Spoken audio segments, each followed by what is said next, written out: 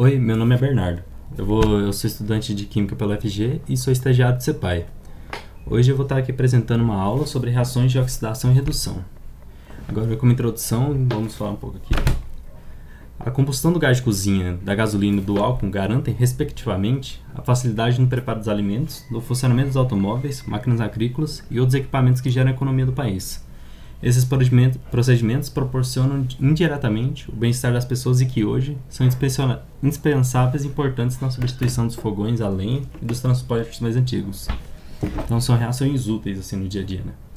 No entanto, é comum observar com o tempo enferrujamento de ferro de grades, janelas e portões, escurecimento de peças e joias de prata e utensílios de cobre, exemplificando assim alguns tipos de reações que são desagradáveis e que estão presentes no nosso cotidiano. E olhando assim, umas reações são benéficas e outras não, a gente pode pensar, então deve ser dois tipos de reações diferentes, né? Mas na verdade se trata do mesmo tipo de reação, que são as próprias reações de oxidação e redução. A gente vai entender mais pra frente o que são essas reações, né? E anteriormente foi estudado três tipos de reações, né? As reações de neutralização, hidrólise e precipitação, e as três classes de substâncias como ácidos, bases e sais. A gente observou que existem diferenças, né, entre a hidrólise, a precipitação e a neutralização, mas a gente também percebeu que tinha algumas semelhanças, né? Tanto que na hidrólise e na neutralização teve a formação de um produto pouco ionizável, na neutralização foi a água, e na hidrólise foi um ácido ou uma base fraca, e também na precipitação foi algum produto pouco solúvel. E também outra característica em comum entre esses três é que a carga dos íons que estão participando não é alterada, né? Se o íon é mais um, continua mais um. Se é zero, a carga continua zero. Mas sempre não vai continuar alterada. Será que para as reações de oxidação e redução isso vai continuar sendo o caso? É isso que a gente vai ver aqui. E primeiro aqui, a gente vai estar apresentando então, para poder visualizar bem as reações de oxidação e redução, a gente vai estar apresentando um experimento em que nós vamos usar os seguintes materiais: 4 tubos de ensaio, zinco, ferro, cobre, magnésio e 3 soluções diferentes: o ácido clorídrico, ácido nítrico, ácido sulfúrico, todos 0,5 molar. A gente vai numerar esses 4 tubos de ensaio e colocar em cada um cerca de uns 3 ml de uma dessas soluções. Então a gente vai colocar, no primeiro, a gente vai colocar 3 ml de ácido clorídrico em 4 tubos de ensaio. E a gente vai em um desses tubos colocar zinco, no outro ferro, no outro cobre e no outro magnésio. E ver o que acontece, né? O que a gente pode ver que está acontecendo nessas reações. E a gente vai realizar esse mesmo procedimento para cada um dessas soluções, né? O ácido nítrico e o ácido sulfúrico também a gente vai realizar o mesmo procedimento. Foi gravado um vídeo, né? A gente vai estar demonstrando e a gente vai chegar às conclusões e fazer a análise de dados após esse vídeo. Certo, aqui está o vídeo. Eu vou começar aqui. Estou acelerando aqui. No começo a única coisa que eu estou fazendo é colocando primeiramente vai ser o HCl, né? O ácido clorídrico. Eu vou colocar cerca de 3 ml, não precisa ser exato, né, mas cerca de 3 ml em cada um desses tubos de ensaio, para posteriormente colocar os metais, né, o zinco, o magnésio, o cobre e o ferro, e ver o que acontece. Tentando acelerar um pouquinho aqui para já chegar onde eu começo o experimento mesmo. Tá. Vou deixar o volume aqui, eu vou narrando mais ou menos o que está acontecendo. Aqui inicialmente, foi um pouquinho difícil de ver, né? Mas eu coloquei uma palha de ferro, né? Esse aqui é ferro, é feito de ferro. E a gente vai observar o que vai acontecer. Inicialmente não aconteceu muita coisa assim muito gritante, né? Mas vai deixar ali descansando e ver o que acontece. Lembrando que essa é a reação com ácido clorídrico. Agora partindo para o próximo, que vai ser o cobre. É um fio de cobre, né? Aí já pulando pro cobre. Fio de cobre. Coloca no ácido clorídrico. E vamos ver se com o tempo acontece alguma reação.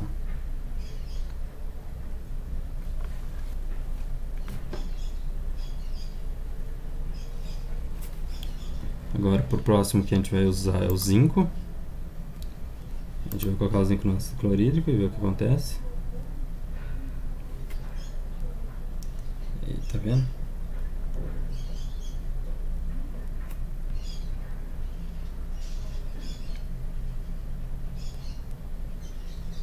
E, a gente tá mostrando que já tem uma formação de bolhas, então tá formando um gás, né? Dá pra observar. Um gás sendo formado.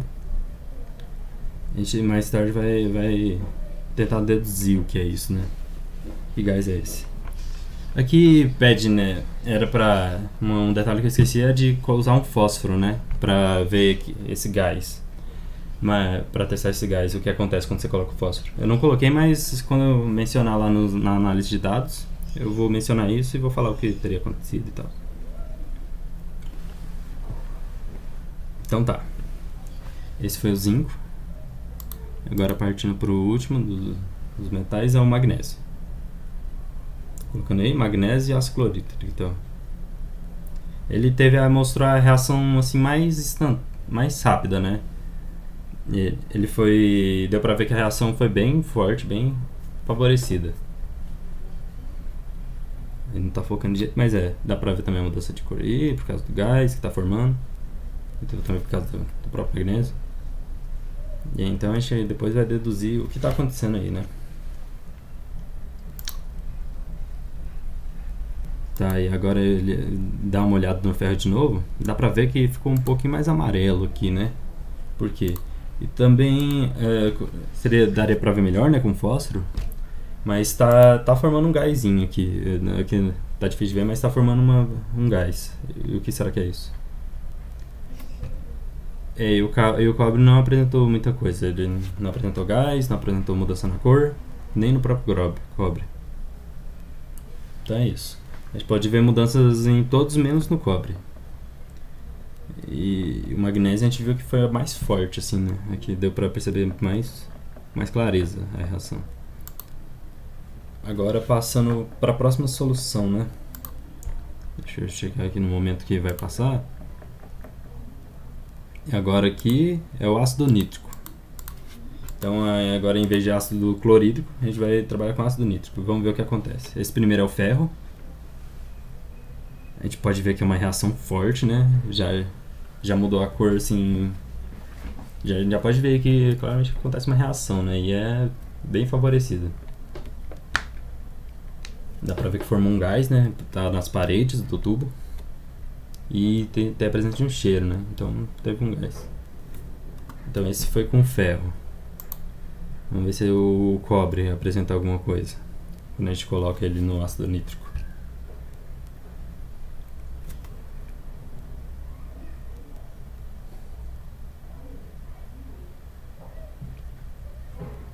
Então colocando o fio de cobre.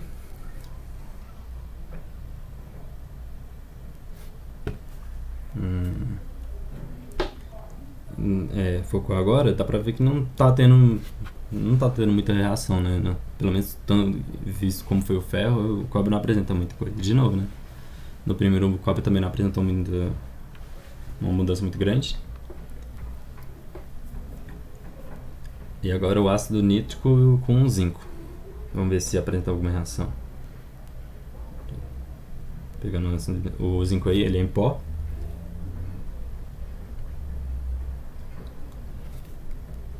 Colocou o zinco e deu já pra ver que está acontecendo alguma formação de alguma coisa. Tá formando gás. Tem alguma coisa acontecendo, né? Provavelmente. O que será? Deu mudança de cor.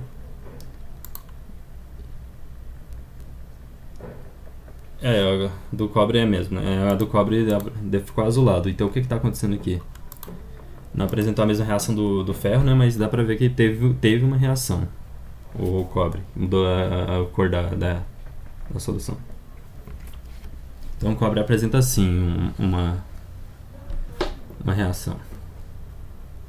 Agora se colocando magnésio no ácido nítrico, né? Essa é uma reação que vai ver que é bem forte, é bem exotérmica, né? Ela libera muito calor. Tanto tem um momento que eu solto o tubo porque eu percebi que vai ficar muito quente. Eu devia ter pegado com uma pinça de madeira. Eu vou pegar eu vou trazer depois, né? Pra poder visualizar melhor aí, porque tava bem quente mesmo. A gente viu que formou um gás, dá pra ver pelas paredes aí. E uma reação bem rápida, bem forte.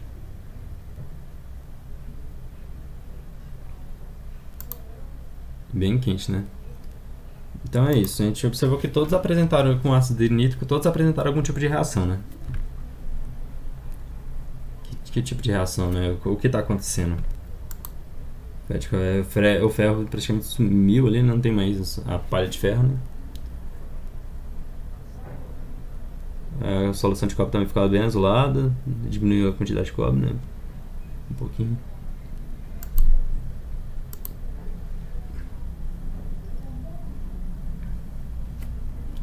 Agora pro último, né? Que é o ácido sulfúrico. Vamos ver que reações vão acontecer. Primeiro o ferro no ácido sulfúrico.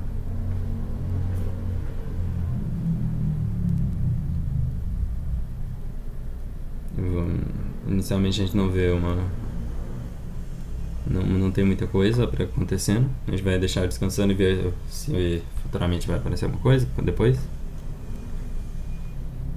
Agora pro cobre com ácido sulfúrico.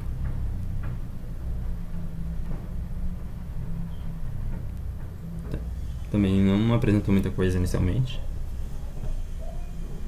Deixar descansando também. Pro próximo é o zinco com ácido sulfúrico. Não tava mostrando direito, né? Mas tem algumas bolhas. Não sei se. Pera aí, veja. Então a gente vê que o zinco é que tá solubilizado, né, no ácido sulfúrico. Ainda não dá pra ter uma conclusão do que tá acontecendo. Ficou escuro.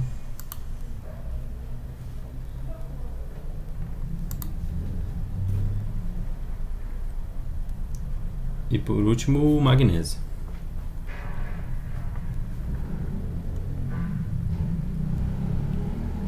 Então magnésio já formou bolha, já ressoância mais rápida. A gente pode observar que o magnésio sempre tem a tendência de reagir, de reagir, né? Por quê, né? A gente vai ver isso também. Porque o magnésio tem essa tendência. Bolhas, entender. A gente vai entender isso entendendo as reações de oxidação e o que elas são.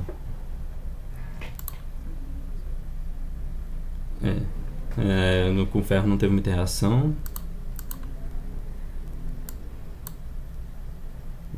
Não teve uma mudança muito grande.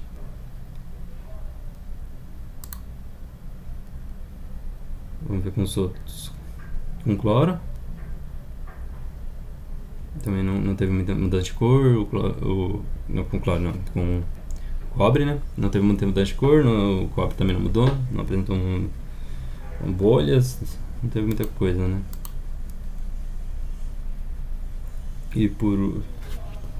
E é isso. O zinco também não apresentou tanta coisa, né? Então esse foi o primeiro experimento. Tudo bem.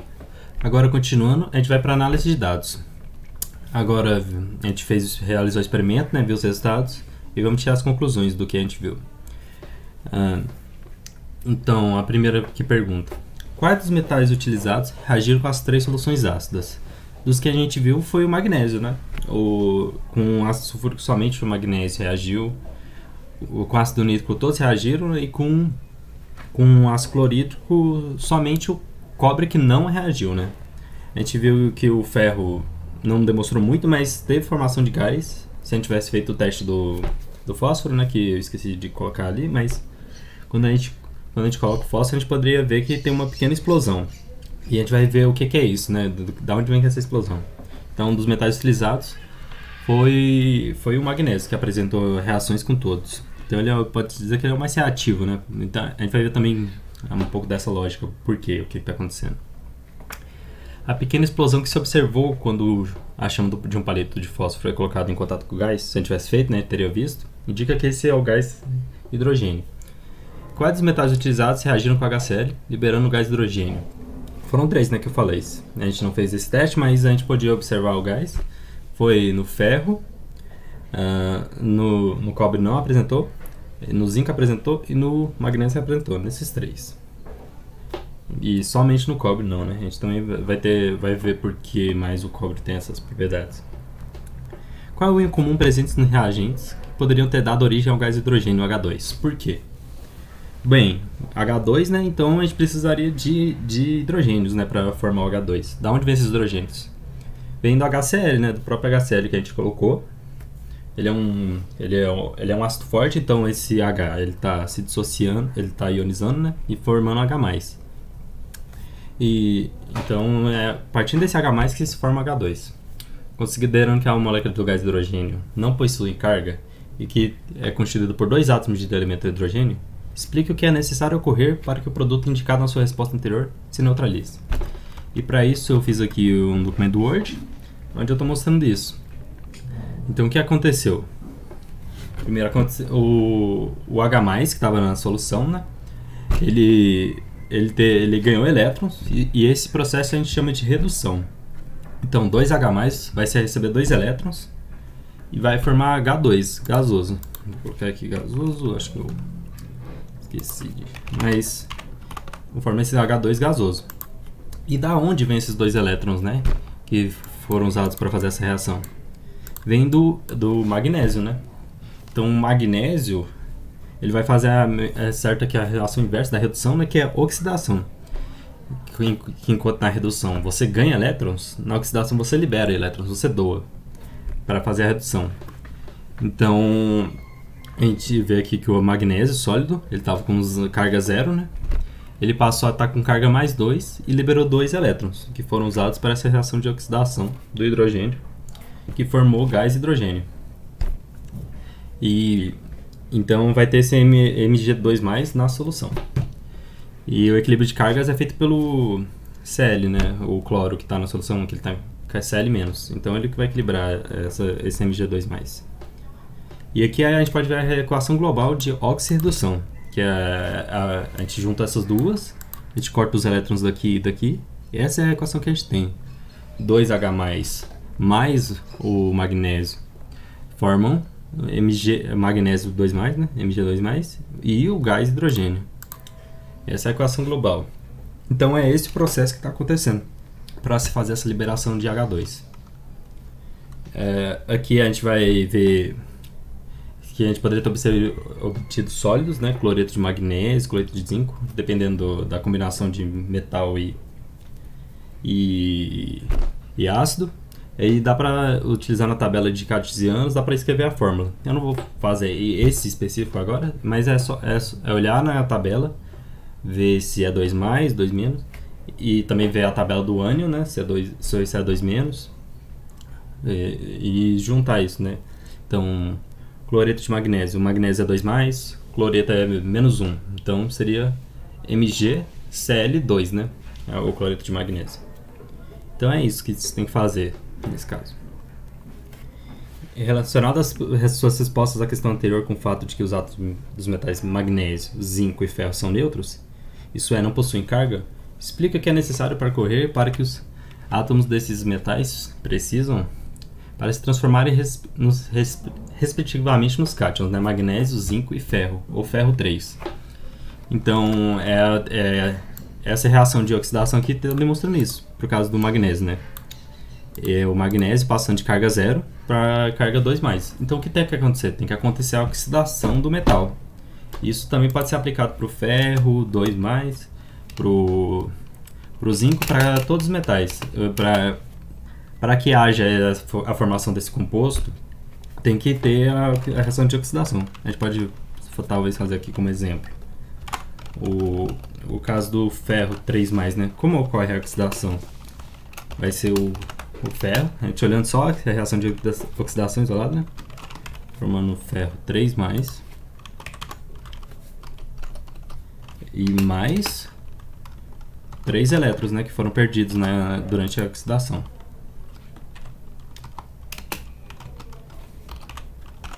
Então ocorre a oxidação. É isso que precisa ocorrer para que formem esses compostos. E agora, sabe-se que a transformação dos íons H+ em H2 é representada por 2H+ mais 2 elétrons, se formando H2. E que tal reação representa um processo denominado de redução. Foi isso que a gente viu, né? Quando a gente analisou lá no Word. O que aconteceu. Explica o que ocorre quando uma espécie química se reduz ou sofre redução. Então o que está acontecendo aqui? O H+, a espécie é um cátion, né? Ele está recebendo elétrons, ele tem essa capacidade de receber elétrons. Então o que está acontecendo no processo de redução é isso.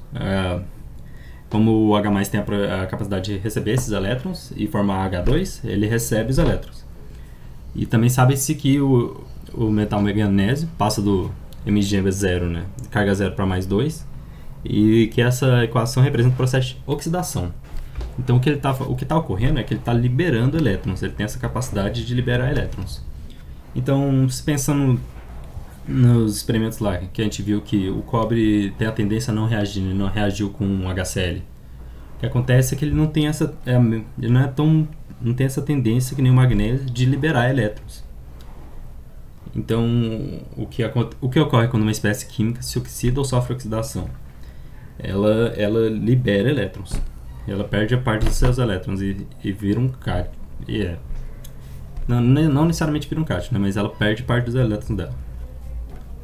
Nas reações entre o metal magnésio e as soluções dos ácidos observou-se tanto o consumo do metal quanto a liberação do gás hidrogênio. Para mostrar através das equações que as representam deve expressar concomitantemente os processos de oxidação do metal do magnésio e a redução dos íons de hidrogênio, considerando tais informações, a equação química representa a reação entre o metal magnésio e as soluções aquosas de ácido clorídrico é mostrada a seguir. Foi a equação global que eu mostrei anteriormente, né? É essa daqui, magnésio sólido mais 2H+ aquoso, formando Mg2+ aquoso e mais o gás hidrogênio, né? H2. Surgiu uma explicação para o fato dessa equação não incluir a representação dos elétrons envolvidos nos processos de oxidação e de redução, nem a representação dos ânions cloreto. Isso ocorre porque o ânion cloreto não está aqui, porque ele não tem a perda nem o ganho de elétrons, né? Ele entra na forma de Cl- e depois da reação aqui ele continua Cl-. Então, como tanto antes quanto depois tem a presença de Cl-, a gente desconsidera. E os dois elétrons também é similar, né? Que de um lado, aqui, se a gente for pensar aqui quando a gente fez, né? 2H+ mais 2 elétrons e Mg2 mais 2 elétrons. Então a gente pode cortar aqui, como tem um de cada lado, né? Equilibra. Esses 2 elétrons continuam, né? Eles só foram transferidos de um para o outro. Então não precisa representar, já que eles já estão aqui implícitos, né? E só foi transferido do magnésio para o hidrogênio, formando o gás hidrogênio. Demonstre que a equação da questão anterior é resultante da soma das equações que representam, respectivamente, a oxidação do metal magnésio e a redução dos cátions de hidrogênio. E foi isso que eu mostrei aqui, né? Eu fiz a soma disso aqui, o 2H+ mais o Mg, e o H2 mais o Mg2+, né? E cortei aqui, como estava de lados opostos, eu cortei os 2 elétrons. A gente pode fazer isso porque está equilibrado dos dois lados, né? Então não teve mudança, né? Você julga que o processo de redução possa ocorrer independente do processo de oxidação e vice-versa? A gente viu aqui que não, né? A gente precisa de alguma espécie reduzir para que outra oxide e o vice-versa, né? Porque não vai surgir elétrons do branco, né? Precisa de uma substância fornecer esses elétrons e de outra para receber. Então, sempre que você vê uma reação de oxidação, vai estar acompanhada de uma reação de redução. Outra reação de redução vai estar acompanhada de uma reação de oxidação, no sistema fechado, né? Então a gente pode falar que é por isso que a gente usa o termo reação de oxirredução, né? Porque as duas elas ocorrem sempre simultaneamente. Através de qual fator se dá a dependência entre os processos de oxidação e redução? É exatamente porque a oxidação recebe elétrons e a oxidação libera elétrons e a redução recebe, né? Ela recebe os elétrons. Então essa é a relação que faz com que elas tenham que ocorrer simultaneamente. Surgir uma razão para o fato do metal cobre não ter reagido com nenhuma das soluções ácidas utilizadas.